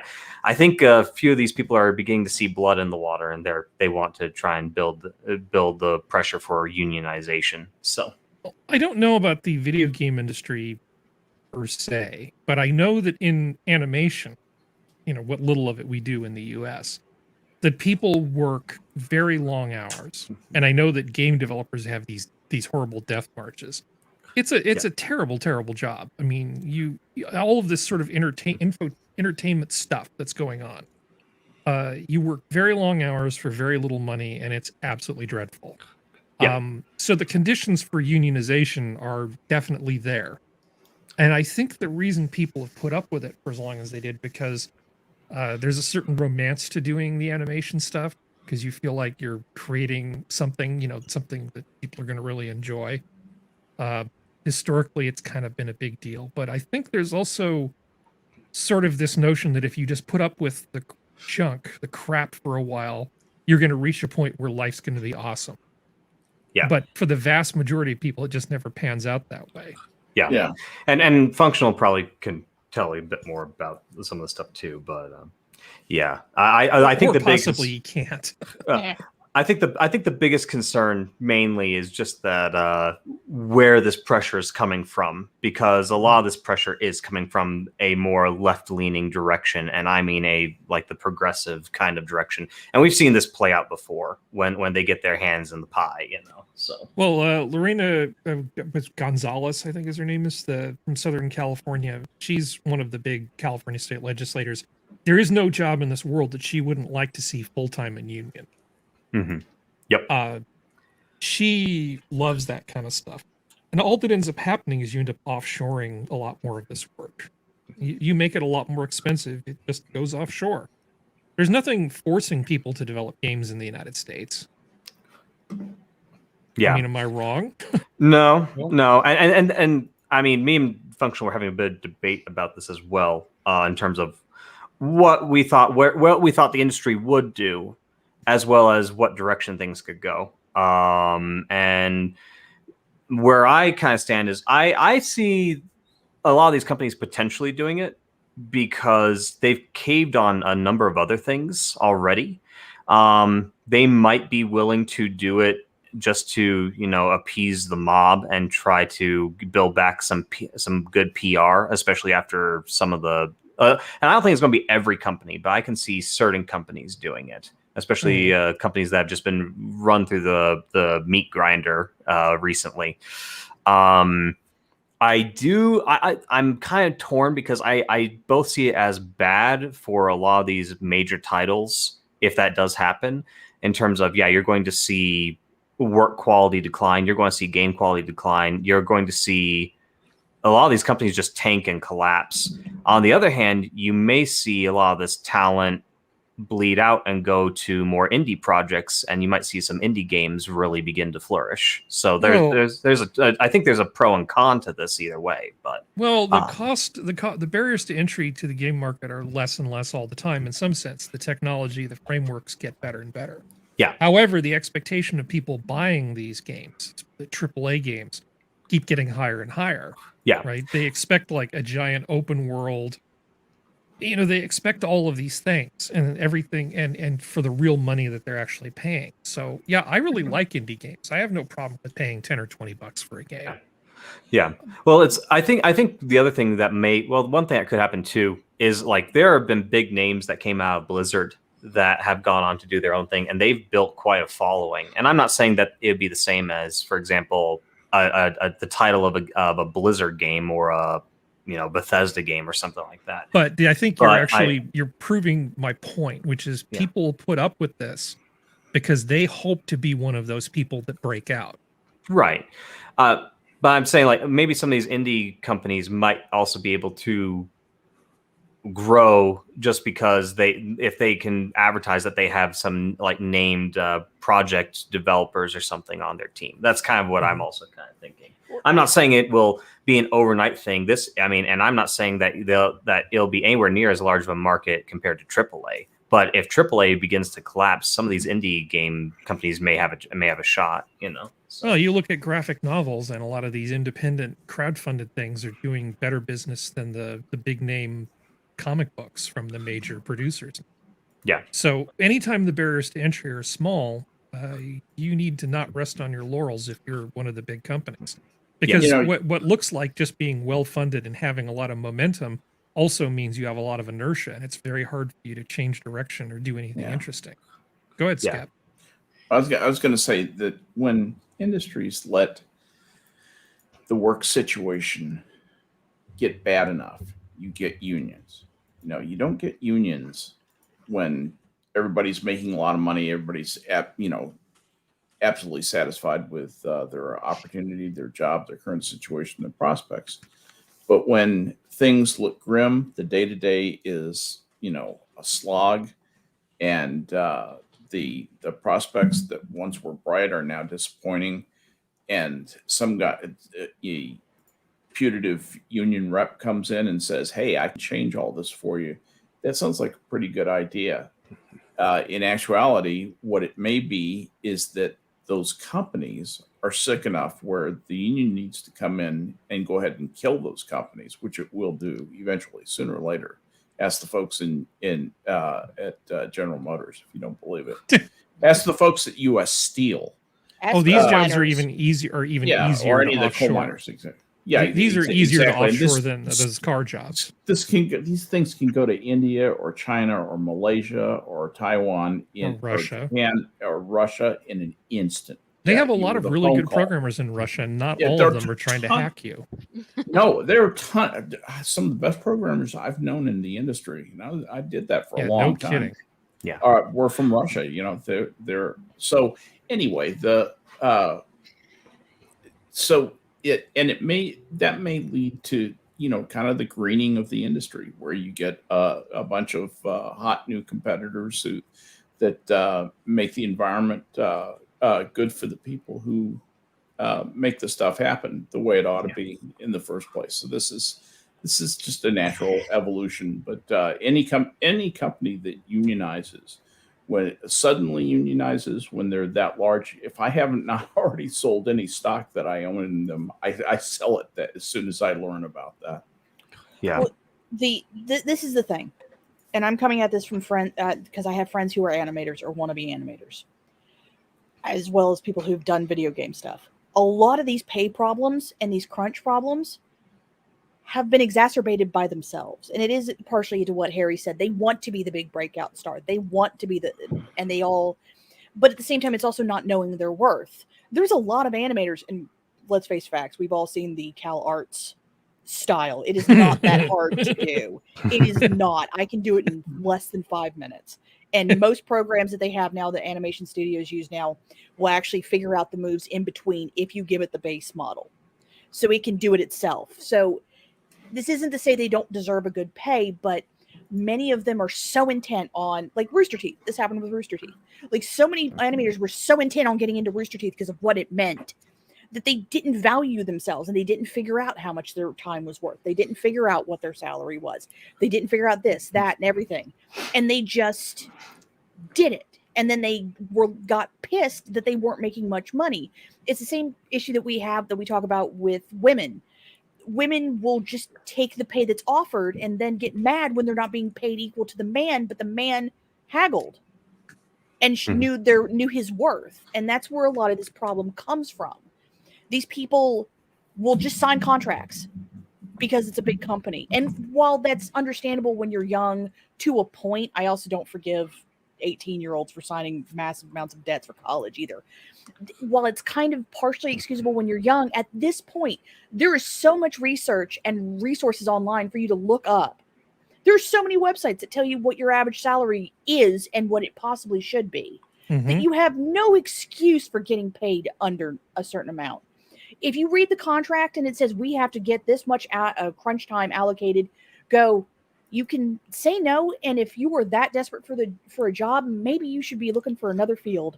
Yeah, or if maybe, it turns out that just delivering heavy, like home appliances or something, and getting paid overtime is a better deal than being an animator, well, think about what it is you actually want to do. Do it in your free time, because that's how a lot of big web tuners. Now, I have an issue with the web tuning community, but that's another thing entirely. But they do online comics, and they will just do it on site, and they have day jobs. And then once they've built a following, then they go on to doing it 100% or selling it to an animation studio and having it made into an anime.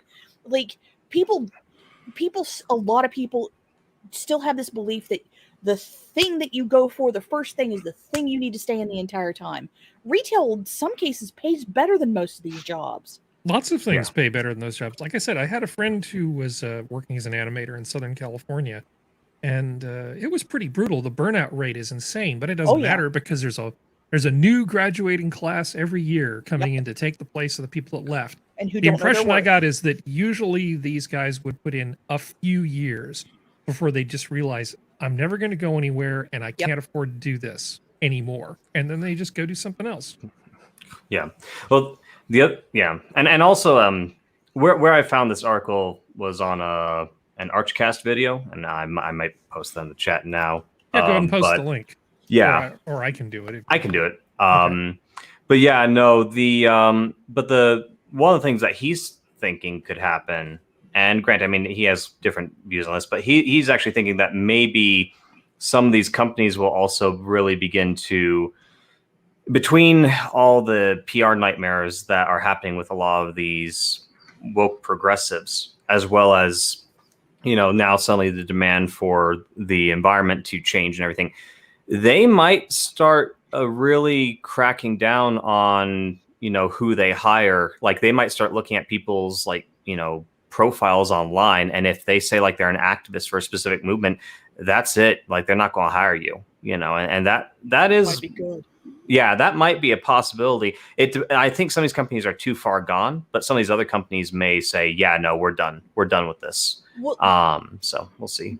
There's also the fact, and this is something that I like I don't want to say the modern union, but part of the modern union came out of my state for America because of the coal miner revolt back in the early 1900s. What people don't seem to grasp is that the unions changed some stuff at that time, but in modern time, like the last 30 so years, they don't really fight for the worker. They don't. Nope. They fight for their own pocketbook because they make money as an entity unto themselves. Like $2,000 briefcases don't buy themselves, and that was like 20 years ago. And it's like they will put money into political campaigns, like as we've seen. We all saw what happened with Steelworkers Union with the whole Biden thing. But it's like, anyway, but it's one of those things where it's kind of like most of them don't actually fight for the little guy anymore. They're not there as protective. They're not. It used to be in my grandfather's day, the union boss worked in the same factory you did because he didn't make money he didn't make money from the union itself. He was there as someone who worked with you. Nowadays, they're their own separate entity. They are making... Oh, shop stewards never work anymore. Yeah. They're six-figure... Well, not the shop stewards, but some of them are six figures living in New York or Los Angeles or San Francisco or Chicago or something like that in penthouses, driving cars that the people that they supposedly represent will never even touch, let alone ever own. And it's like they need to be nuked. They need to be nuked from orbit. Like, I'm sorry, like the modern union is worthless. If you were unwilling to fight, we have so many laws now and so many federal restrictions and local restrictions. And if you were unwilling to fight for a better working circumstance, that is your problem. I'm sorry. Yeah. Like, we need to stop relying on other people to fight our own gosh darn battles. I stopped myself. Well, I think and fight our own. One of the main problems with unions isn't just the amount of money that they extract from the company. Yeah. I'm not so worried about the amount of money they're paying these people. What I'm really worried about is the lack of productivity that happens because, of course, we have to mandate that all this time is set aside for various things. Lack of efficiency. And just the huge amount of social loafing that takes place. I agree with Scott on because that. Because in a group where you've got a bunch of people doing animation and you've got the union protecting people so they can't get fired, there's always a guy. I mean, it doesn't have to be a guy, but metaphorically speaking, a guy who figures out that he can get by for some amount of time without getting fired if he just doesn't say anything insubordinate. Yep. There was this guy I used to know who was working for the government, and they desperately, he wasn't a friend of mine, but I knew the people that he reported to. He spent 3 years doing absolutely nothing.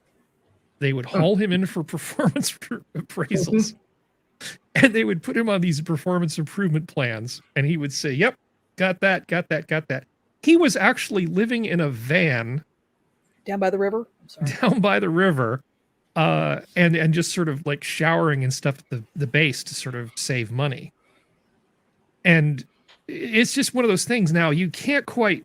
Nothing beats a government job, but a Oh, union yeah. job can come close if you've Oh, got yeah. a good, strong union. You can get these guys in there who will just basically do nothing, Yep. and the company has to carry them, and all the other workers have to carry them too. Well, It's pretty terrible. I mean, that's the main thing about unions is it just disrupts a lot of the relationship between productivity and compensation Well, I mean, it's because like everybody gets paid the same thing based on scale. it's like my home state, like in the major, even though we've been a pretty lax state when it comes to the thing that I will not say, like the union called for the nurses to strike for a local hospital system in the middle of it. Well, that's nice. It's like, yeah. Like it's one of those. It's like I'm sorry. I respect the historical stance of unions, but modern unions, Yeah. bite me. Well, let's laugh at Mark Zuckerberg's expense for a moment. Yeah. Okay. As we wind down to the evening. Facebook hosted 3 huge concerts in the metaverse, and they seriously flopped. Poor Zuckerberg. I mean, is anybody particularly surprised? Nope. I mean, I'm not. Meta, aka the artist, aka the artist formerly known as Facebook, announced a slate of big-name virtual reality concerts to take place entirely in the Horizons venue metaverse last month. The star-studded lineup included rapper Young Thug on December 26th, DJ David Don't Care, and finally EDM duo The Chainsmokers for a New York East concert to ring in 2022. The only problem, not many people noticed, and those who did didn't seem to care. What is an EDM duo? Electronic dance music. Yeah. Oh, it's What I not. was, what I was afraid it was. It's not like. Okay, it's not like EDS. EDM. No. Chainsmokers have one funny song, which is the selfie from like many years ago, and then they've been fairly pop based, so they're not great. They mostly Get just It work was with. fun. They mostly work with other artists. Like other Yeah. artists will be on. They're kind of in a weird. I don't want to. No, I'm not going to even compare them to them. Never mind. Okay, Go on. well, all right. Okay, Moving right along. moving right along. Okay, my thing is, has everybody here worn a VR headset at one point in their life? Yes. No, Okay, let me describe for you I have. why a VR headset is terrible. Okay, Mhm. it's not very good technology yet. In the best of circumstances, if you spend thousands of dollars for like a really good thing on a boom arm where there's no weight and it's got like serious optics, in the best case scenario, you're going to want to vomit after a few hours. It is not a pleasant experience. Now, it's getting better all the time, but the last thing in the world I want to do if I'm having a good time is hang out in the metaverse. Yeah. That's just not a thing that's going to happen. It's going to reach the point where it's going to be like Sword Art Online at some point. But for the time being, this is just not a place that I want to be. Yeah. And so Yeah. all this metaverse stuff just strikes me as being pretty silly. We messed around with Oculus VR headsets as well as just like the cardboard cutout VR headsets with your phone. Oh God, those Um, things are terrible. Yeah, like the I- Google. What is that thing? The Google View or I forget. They're but those are terrible headsets even Yeah, compared to no. the better Yeah. ones. The Oculus is at least sort of up there. Oh yeah, they're terrible. No, they're very bulky. They're not comfortable to wear. Depending on what kind of how it's designed, you might have issues even seeing the screen through the eye sockets. It's we were debating about this was around Halloween. We were debating about creating a haunted house where we'd have people put on a VR headset and walk through and like see like the horror things on the VR headset. And it's like that, that's great and all until somebody gets tired of it and takes it off in the middle of the walkthrough. And it was just kind of like it was just kind of a neat idea, but it would have to, the technology would have to be a lot better on the hardware level. So Yeah, I think augmented reality is probably going to be. There's useful things you can do with augmented reality that will probably manifest sooner than like the real virtual reality stuff. What are you laughing at, Sora? linking it in the sidebar.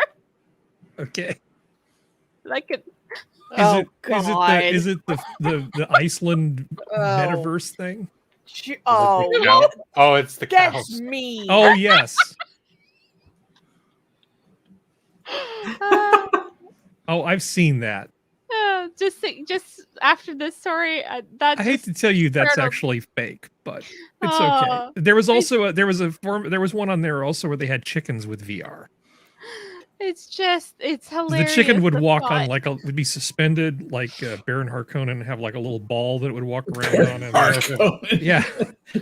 So it wouldn't feel how fattened up it was. It's like I'm perpetually skinny in the metaverse. Woohoo! All right. And you could be a carrot if you wanted to. Yeah. Someday I hope to grow up to be a delicious carrot. Oh my gosh. All right. Beavers. Beavers Yeah! support freshwater conservation and ecosystem stability.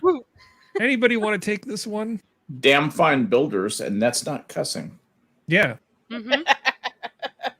Or fine dam builders. I mean, There you go. One of the most comprehensive studies conducted on beavers has conclusively demonstrated that beavers are essential for freshwater conservation and ecosystem stability by creating and preserving aquatic and wetland environments in Minnesota. Yeah, without the beavers, there are no dams, and then there are no little ponds behind the dams, and then all the things that would live in the pond can't live there. Yeah. How much did we pay for this research? Yeah, like, really. That's cool. what I want to know. We have a lot of. The more you know, Harry, the more you know.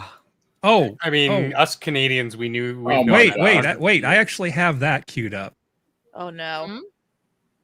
There you go. the Yay. more you know. But apparently, it was a 70-year study There you go. across like 5 states. 70 years. Technical excellence. That's what it said in the article. Although yeah, there there are you go. many studies on beavers change ecosystems, the scale of the study spanning 70 years across 5 different watersheds, is really unprecedented, and as a result gives unique opportunity to understand how the beavers transform and engineer ecosystems over long time periods and large spatial scales. Yeah, Yeah, it's as this- if removing an animal from a complex ecosystem would be bad. I mean, you think Well, they would have wait, learned the that from the study wasn't- wolves. This study in particular really wasn't, mostly about that. As the headline suggests, it's mostly about how and why, what they do, how their migration patterns, etc., affect things, and getting down to excuse me, got a frog in my throat. Beaver might eat it, and get down to the nitty gritty of like the science of it. What is it exactly that they do? Their population numbers, how the population numbers affect things, in the interplay between the different.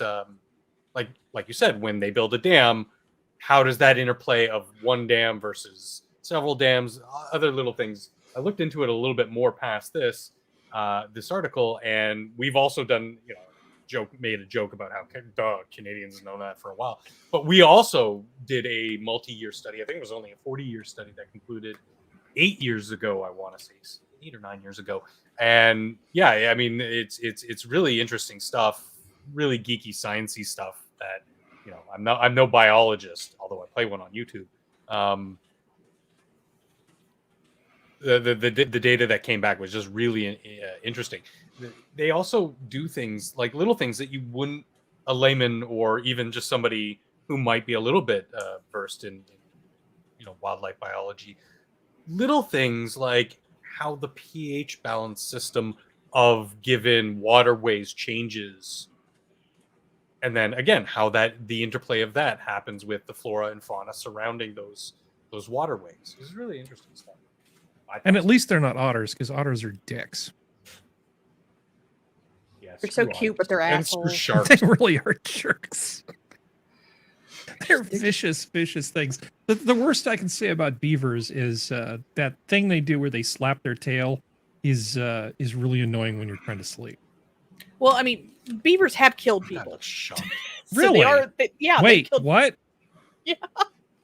This isn't like some sci-fi thing where they get hit No. with radiation and become No, if you like threaten 30 them, they feet will- long. Yeah, those teeth are sharp. Like they can And huge. they can kill you. Yeah. How many beaver related deaths do we Well, think are happening? This was back in more frontier times when people would go into their dams to try. One time One time, a 60-year-old fisherman in Belarus in 2013 Okay.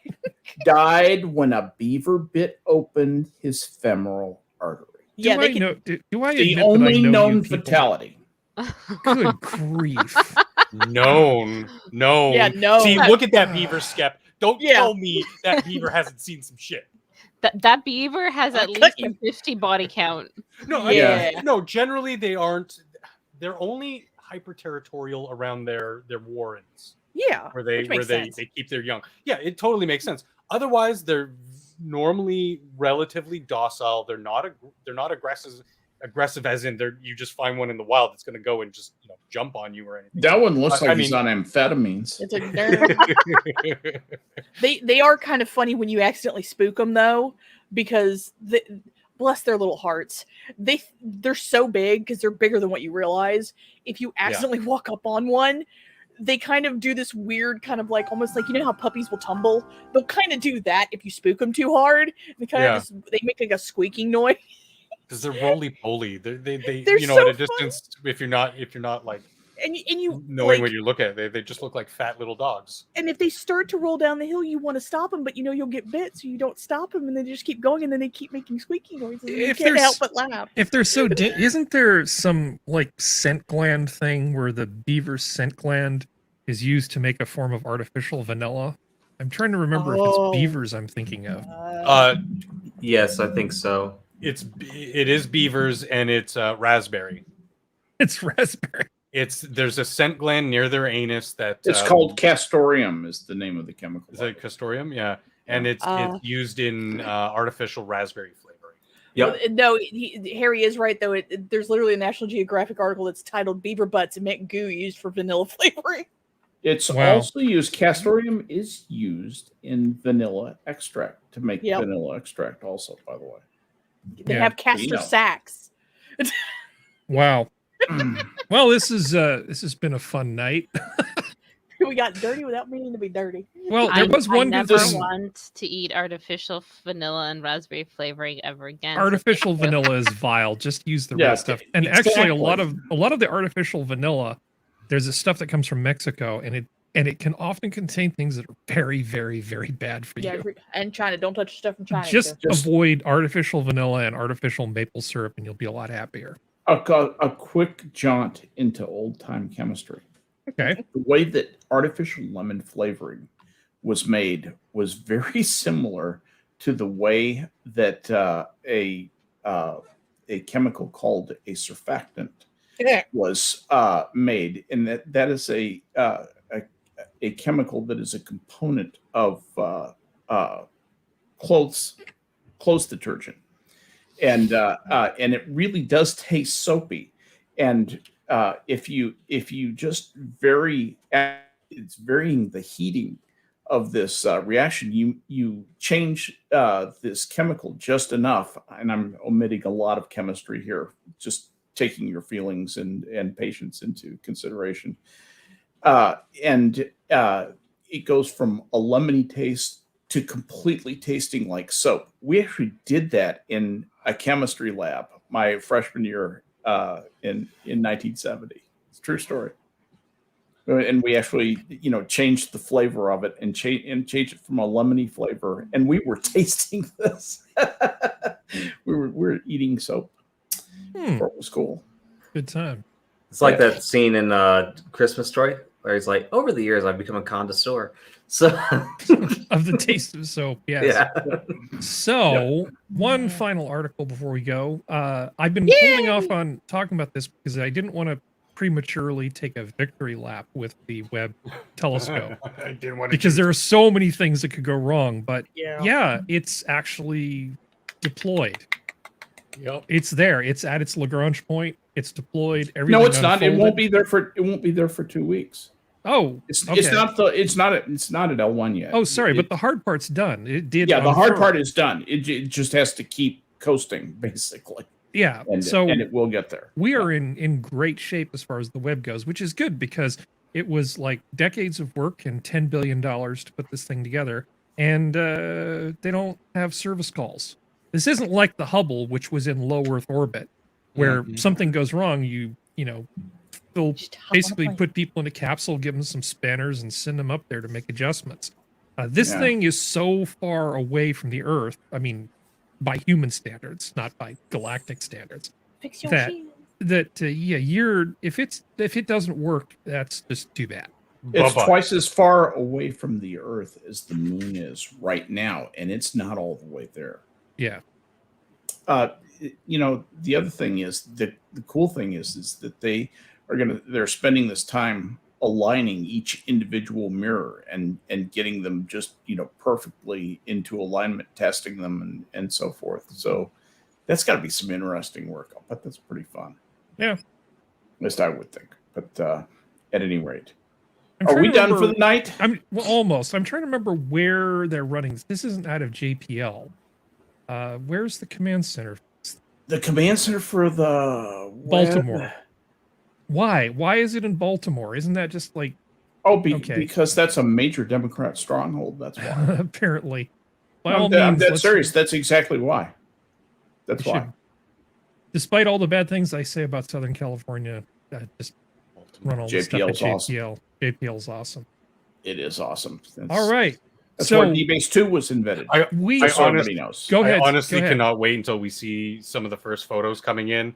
Yep. And above that, like when we start using the telescope to look at things like magnetars, oh my god, I'm getting a little It's gonna be moist be just thinking swell. of it. I got a half there- chub myself. For anybody who hasn't watched this show before because they didn't know the Minions channel existed, we like to cover stories like this a lot. And some of the episodes are a lot more sort of tech and science, and some are more We like it as politics. science. Huh? It just depends on what The happens in a science is given week. good, huh? Yeah. All right, so I want to thank everybody for showing up tonight. I have one last thing to share.